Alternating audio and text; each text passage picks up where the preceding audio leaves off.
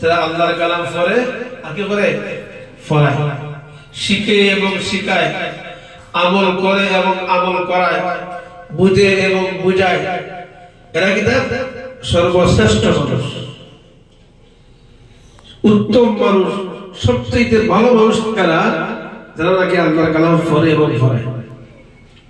আল্লাহর কালাম একটা শুদ্ধ করে শিখতে পারে 100 রাকাত নফল নামাজ সওয়াব দেওয়া হয়। যদি কোন আল্লাহর বান্দা একটা আয়াত শুদ্ধ করে শিখতে পারে 100 রাকাত নফল নামাজে নেকি দেওয়া হয়। যদি কেউ একটা মাসআলা শিখতে পারে দিনের, আল্লাহ রাব্বুল আলামিন আল্লাহ নবী 1000 রাকাত নফল নামাজে নেকি দেওয়া হয়।